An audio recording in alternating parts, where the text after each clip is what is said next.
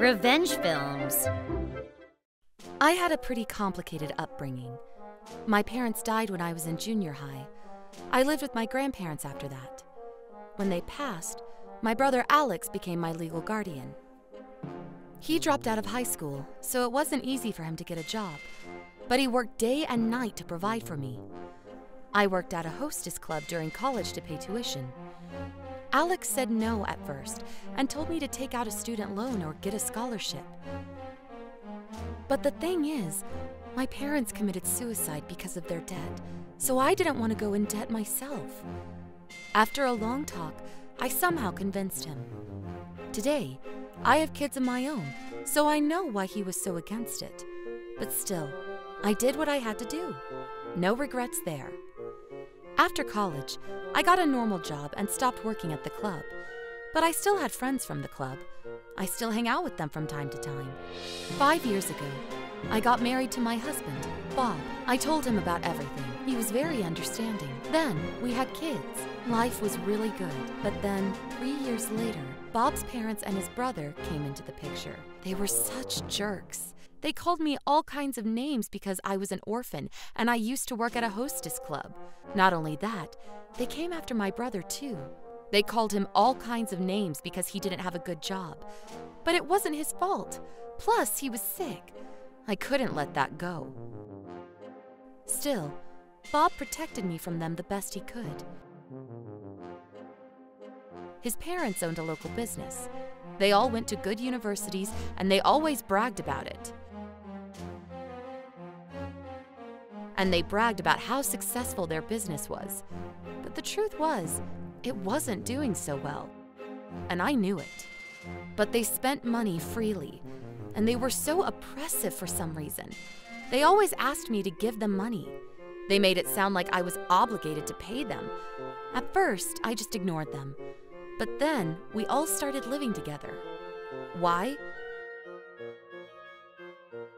Their house caught fire.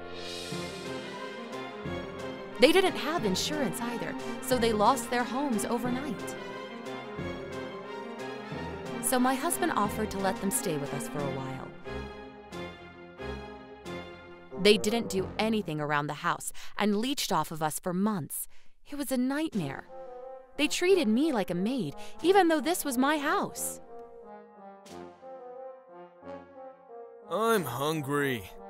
This place is dirty. Clean it up. You're such a lousy housewife. The thing is, I worked during the day, but they didn't care. My mother-in-law stayed home all day, but didn't move or do anything. Then when I came home, she just called me names and complained about how dirty the house was. And whenever I bought stuff for my kids, they ate it without asking. And they didn't even pay for anything. One day, I had enough and talked to Bob. He talked to them for me, but... We just lost our home. How can you ask us for money? You're cold. I was losing it, but I held it together. It was just for a few months. But then, my husband started to change. Before they started living here, he was such a kind and caring man. But slowly, he was becoming one of them. Every time I confronted him, he swore that he would clean up his act, but betrayed me a few days later. It just went back and forth like that for a while. Then, they did something unbelievable. It was a cold day in November. Everyone was home that day. I decided to go to the grocery store. It was cold out, so I asked my husband to watch the kids. When I got home, I heard people laughing in the backyard. I went around back and found my daughter standing outside, half naked. Bob's brother was laughing and telling them to dance. My daughters were freezing. They just sat on the ground trying to fight the cold. That's when I lost it. I snapped. Forget my husband. I was done with him. I decided to get a divorce, but that wasn't enough. I decided to get some sweet revenge. I started preparing. My daughter and I aren't spending another day with those jerks. I went to talk to my brother and his wife. He was furious. He said he'll go talk to them, but I said I wanted to do this myself. Instead, I asked them to watch my kids until I took care of things. He said they can come over anytime. My daughters loved them, so it wasn't a problem. I told my husband that my brother wanted to learn about raising kids, so I let him look after ours for a while. All right, let's do this. Every time they asked for money, I handed it to them. Then I closed my bank account. I took out all the money and put it in a safe so my husband wouldn't be able to touch it during the divorce proceedings. Then, I convinced my husband to take out a second mortgage on the house for his parents.